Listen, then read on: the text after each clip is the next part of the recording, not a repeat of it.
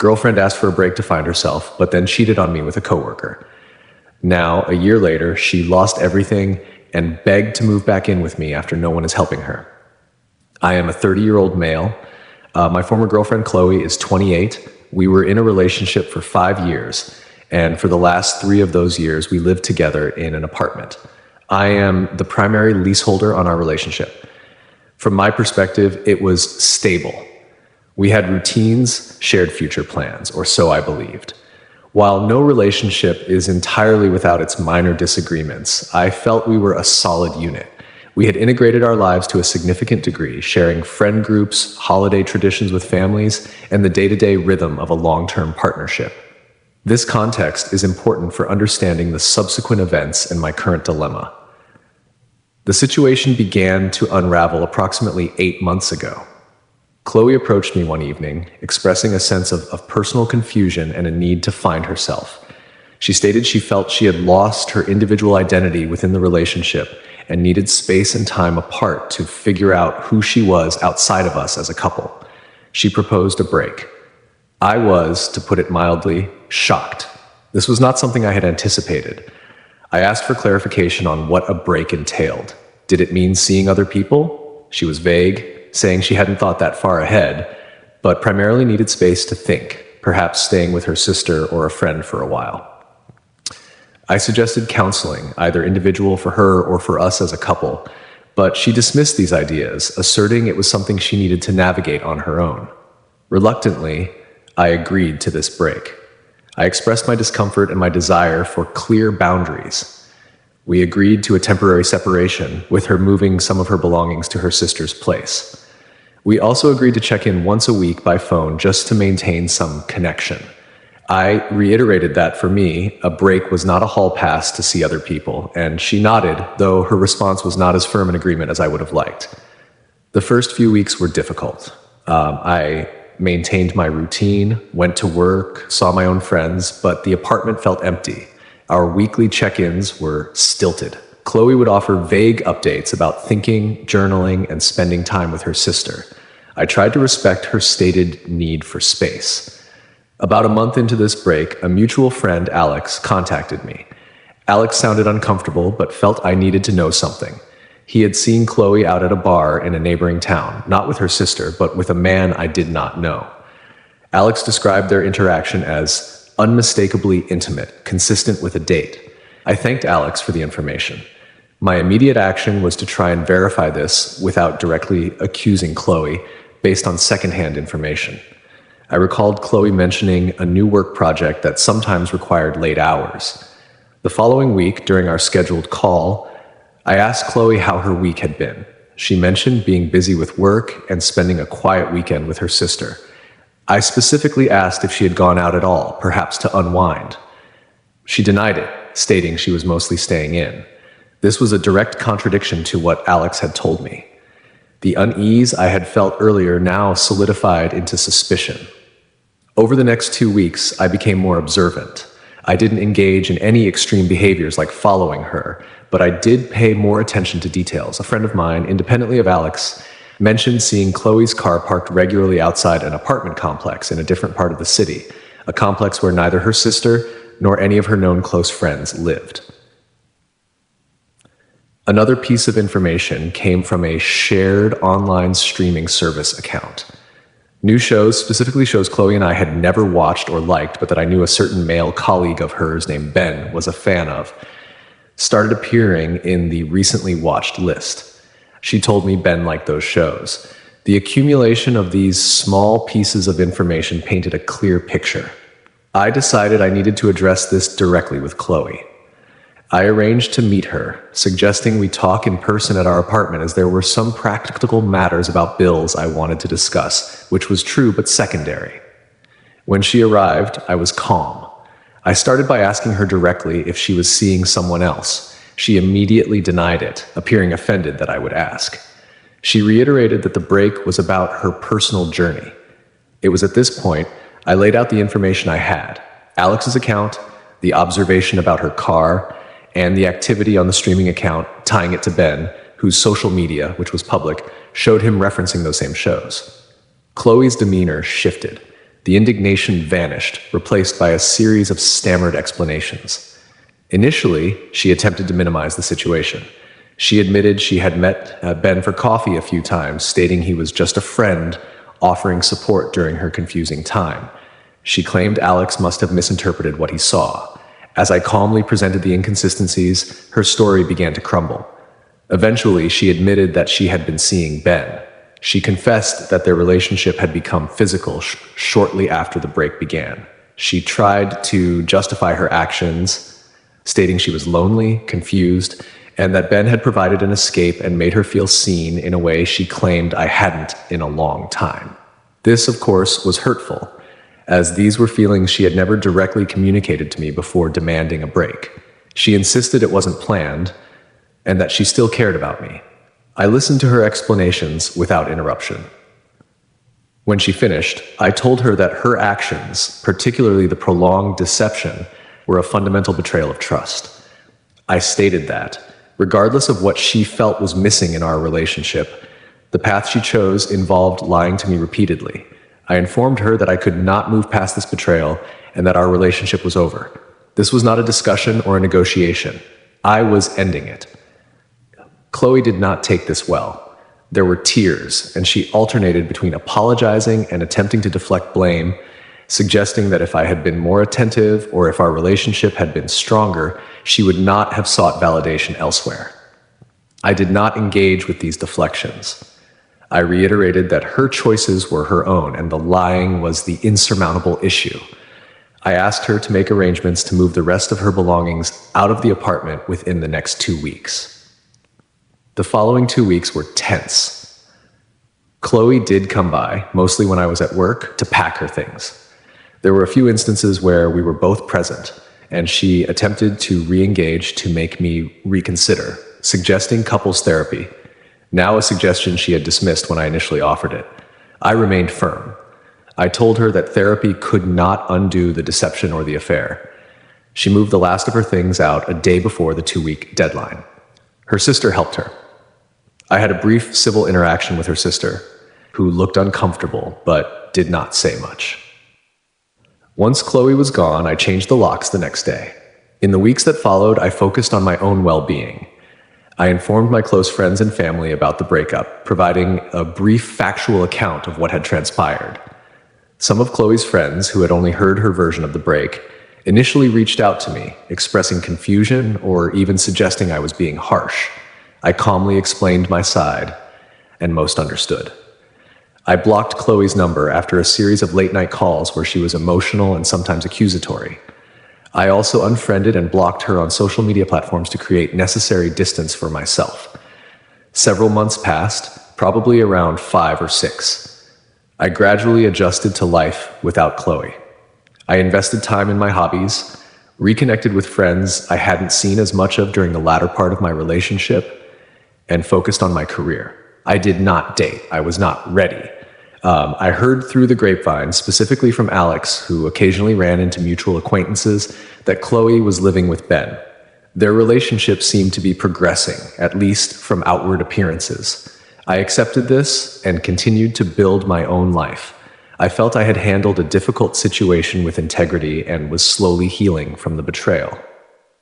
About 3 weeks ago, the situation took a new turn. I received a call from an unknown number. I answered, and it was Chloe. Her voice was strained, and she sounded distressed. This was the first direct contact I'd had with her in months. She began by apologizing profusely for everything that had happened, for the pain she had caused. Her apology now sounded different, more desperate than her previous attempts. She then explained her current circumstances. Ben had ended their relationship abruptly about a month prior. Apparently, the reasons were not entirely clear to her, but he had asked her to move out of his apartment, which she did.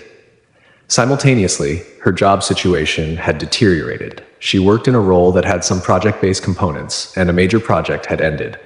Her employer had not renewed her contract, citing economic reasons, though Chloe suspected her breakup with Ben, who was somewhat influential in her professional network, might have played a part. She had been job searching for weeks with no success.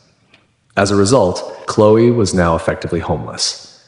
She had been staying on a friend's sofa for a couple of weeks, but but that arrangement was ending. She had depleted her savings. She told me she had reached out to her sister, but her sister's living situation was complicated with a new baby and limited space, and she could not offer more than very temporary shelter for a night or two. Her parents, she said, were not in a position to help significantly either, for various financial and health reasons. She then made her plea. She asked if she could come home, referring to my apartment. She said it would only be temporary, just until she could get back on her feet. She promised to find a job, any job, and contribute, and that she would not be a burden. She emphasized our 5-year history, our shared memories, and how I was the only person she felt she could turn to who might understand or show compassion. She said she had made terrible mistakes, but was now paying a heavy price and just needed a lifeline. When I sounded hesitant, she also asked if I could at least lend her some money to secure a room somewhere or to cover her expenses for a short while. She was crying for a significant portion of the call. I did not give her an answer immediately. I told her I needed to think. Since that call, she has sent several long text messages reiterating her plea, describing her hardships, and appealing to my sense of empathy. A mutual acquaintance, someone more her friend than mine, who said they had actually already helped but could not do it further, also contacted me, explaining Chloe's dire situation and suggesting that, given our past, it would be a kind and decent thing to offer some form of help. I feel a degree of conflict, not because I want to reconcile. I absolutely do not. The trust is irrevocably broken, but she is someone I shared 5 years of my life with, and the image she painted of her current situation is bleak. However, my thought is that her current circumstances are the direct result of choices she made, starting with the decision to engage in an affair and lie about it. So Reddit, WBTA, if I refuse to let her move in, even temporarily, and refuse to provide her with any significant financial assistance, I am considering telling her that, while I acknowledge her difficult situation, I am not able to help her in the ways she is asking, and that she needs to find other solutions. My reasoning is that I am not responsible for her current predicament, and reinserting her into my life, even in a limited capacity, would be detrimental to my own well-being and the peace I have managed to build since our breakup. I also believe that offering significant help might blur boundaries I have worked hard to establish and could be misconstrued as an opening for further appeals down the line. Update 1. Thank you to everyone who took the time to read my original post and offer their perspectives. The volume of responses was unexpected, and I read through a great many of them. The general consensus, along with some very pointed private messages, was incredibly helpful in solidifying my own thoughts and resolving the internal conflict I was experiencing. Many people asked for additional details or made assumptions. I'd like to clarify. Chloe's reasons for the breakup were vague, centering on finding herself and feeling lost. She never expressed dissatisfaction with me or the relationship directly before asking for the breakup. It was presented as an internal journey she needed to undertake alone. I now believe this was likely a pretense, or at least not the whole truth, given how quickly she became involved with Ben. Chloe's apologies before her current desperate situation, her apologies during the breakup, were often coupled with justifications or blame shifting. For example, "I'm sorry, but you were distant," or "I'm sorry, but Ben gave me attention I wasn't getting." There was no clean, unequivocal apology for the deceit and betrayal until she found herself in dire straits. This timing heavily influenced my perception of her current expressions of remorse. Nature of her lies. Beyond lying about the affair itself, she also lied to her sister and some mutual friends about the terms of our break, painting herself as a victim of a relationship that was stifling her, and me as someone who was not understanding of her needs. This created some awkward social dynamics for me initially until the truth became clearer to those friends. Reading the comments reinforced my initial feelings. The recurring theme was that Chloe's current situation, while unfortunate, was a direct consequence of a series of decisions she made. Many commenters pointed out that allowing her back into my home, even temporarily, would not only disrupt my peace, but would also likely be a temporary fix for her, not addressing the underlying issues that led her here. It would also create an unhealthy dynamic and potentially open the door to further manipulation or emotional distress for me. The phrase, "she made her bed, now she must lie in it," appeared multiple times, and while harsh, it resonated with the core of the issue regarding personal responsibility. My primary concern remained protecting my own mental and emotional well-being. I worked hard to move past the betrayal, and reintroducing her into my daily life in any capacity felt like a significant step backward. I also considered the possibility that if I helped her substantially now, she might see it as a sign that the door was not fully closed to reconciliation, which it absolutely is.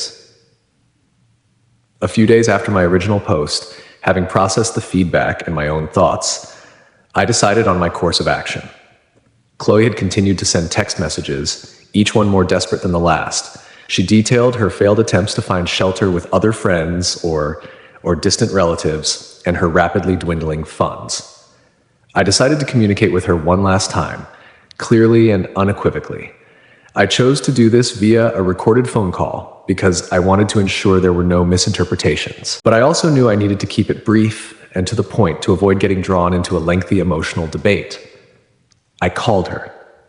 When she answered, she sounded immediately hopeful, which made what I had to say more difficult but necessary. I told her that I had given her request serious thought. I acknowledged that she was in a very difficult situation and that on a human level, I was sorry she was experiencing such hardship. Then, I stated clearly that I could not offer her a place to stay in my apartment under any circumstances. I explained that our romantic relationship was over, the trust was gone, and reintroducing her into my home would be damaging for my own well-being. I also told her that I was not in a position to provide significant financial assistance. I explained that I felt her current circumstances were a result of choices she had made, and while I sympathized with her plight, I was not responsible for resolving it for her. I suggested she continue to explore all possible social services, aid organizations, or any family members she had not yet approached. I did offer one very small, impersonal gesture. I told her I would be willing to send her a grocery store gift card for a modest amount, enough for a few days of food, as a one-time act of goodwill, with no strings attached and no expectation of it being a start to further support. I told her this was the absolute limit of what I was willing or able to do. Chloe was silent for a long moment after I finished speaking. Then she began to cry.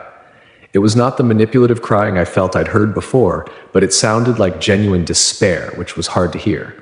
She asked, "So that's it? After 5 years, you're just going to throw me away when I have nothing and no one?" I reiterated, as gently but firmly as I could, that I was not throwing her away, but rather protecting my own life and boundaries after she had made choices that ended our relationship. I told her that the 5 years we shared were also betrayed by her actions. She then became angry. She accused me of being cold, heartless, and unforgiving. She said she had hoped I was a better man than that. She brought up specific instances from our past where we had supported each other, trying to use them as leverage. I did not engage in arguing about the past. I simply stated that my decision was final. The call ended with her hanging up on me abruptly. A few minutes later, I received a barrage of text messages filled with anger, accusations, and guilt tripping. I read the first few and then decided not to read anymore. I did not reply to them. As per my offer, I did purchase an e-gift card for a local supermarket chain and texted her the code and PIN with a simple message. As discussed, I wish you the best in finding a solution. She did not acknowledge receipt of the gift card code via text. I saw a few days later through the gift card's balance check feature online that it had been fully redeemed. I also informed the mutual acquaintance who had previously contacted me on Chloe's behalf of my decision and my reasons, asking they respect my position and not act as an intermediary moving forward. This acquaintance expressed disappointment, but said they understood. In the immediate aftermath of that final conversation, I felt a mixture of things. There was a sense of sadness that a 5-year relationship had ended in such a painful way for both of us, even though she was primarily responsible for its demise. But overriding that was a sense of relief that I had stood firm and protected my boundaries. The situation was distressing, but I knew I had made the right decision for myself. Update 2. It has been approximately 9 months since my last update, and just over a year since I made the original post, seeking advice on how to handle my ex-girlfriend Chloe's pleas for help. A fair amount of time has passed, and the situation has in some ways found its own resolution, albeit not a pleasant one for Chloe. After my last communication with Chloe, where I offered the grocery gift card and then blocked her number, I had no direct contact with her for several months. I focused on my own life, continued working, and maintained the boundaries I had set. News about Chloe reached me rarely through a few different people. The mutual acquaintance who had initially advocated for her eventually ceased communication with me about Chloe, respecting my wishes. However, another old friend, who was more connected to Chloe's wider social circle, occasionally shared updates, not to solicit help from me, but more as an observation of the unfolding situation. From what I gathered, Chloe's situation did not improve rapidly. She apparently stayed with a series of different acquaintances for very short periods, never managing to secure stable housing. The job market remained tough for her, or perhaps her lack of a stable address and the stress of her situation made job hunting more difficult. There were mentions of her attempting to get assistance from various social programs with limited or slow success.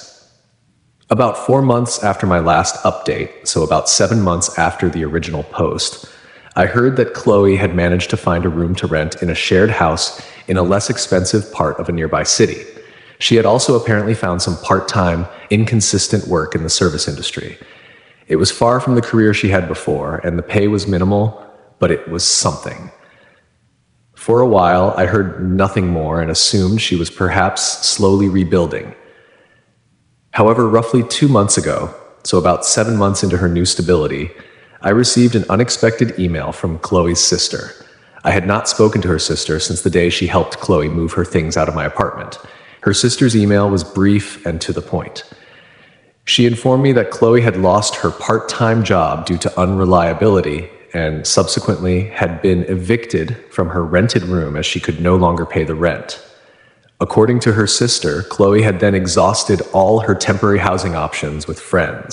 Her sister wrote that Chloe had been struggling significantly with her mental health, was deeply depressed, and had been refusing any suggestions to seek professional help or connect with more robust support services. The sister mentioned that Chloe had briefly stayed with her and her husband again, but Chloe's volatile emotional state and lack of effort to improve her situation had put an immense strain on their household, especially with a new baby. They had eventually asked Chloe to leave after a particularly difficult incident, the details of which the sister did not share. The sister was not asking me for anything directly. She stated she felt I had a right to know, given our past history, and also because Chloe had apparently been mentioning my name again, wondering aloud if I would help her if she truly apologized enough. The sister wanted to make it clear she was not endorsing this and was at her wit's end. She finished the email by saying Chloe was, as far as she knew, now staying in a women's shelter in her city, and that the family was very worried but felt powerless to change Chloe's trajectory without Chloe herself taking some responsibility. I replied to the sister expressing my sympathies for the family's difficult position and for Chloe's struggles, but I reiterated that my stance from a year ago had not changed. I stated that while the news was saddening, I was not in a position to intervene or offer support to Chloe, as this would ultimately not be healthy for either of us. The sister replied saying she understood and thanked me for my honesty. I have not heard anything further since that exchange 2 months ago. Chloe has not attempted to contact me directly, likely because she has no current means to do so easily, or perhaps she has finally accepted my previous decision. Her life has clearly taken a very difficult path since her choices led to the end of our relationship and her subsequent breakup with Ben. The crash that I referenced in my original post seems to have been deep and prolonged. As for myself, the past year has been one of continued healing and moving forward. I have maintained my boundaries. My life is stable. I have been able to put the entire painful episode behind me, though hearing about her ongoing struggles does evoke a distant sense of sadness for the person she used to be or who I thought she was. But it does not change my resolve. This will likely be my final update on this matter. The situation with Chloe, from my perspective, is closed. Her choices led her down a path, and while it is a harsh one, it is one I am not responsible for, nor can I alter. I stood firm in my decision not to become entangled in the consequences of her actions, and I do not regret that decision. It was necessary for my own well-being. Thank you to the Reddit community for the initial advice and for providing a space to articulate the situation. It was genuinely helpful during a difficult time. I hope Chloe eventually finds the help she needs and chooses to rebuild her life, but that journey is hers and hers alone to take.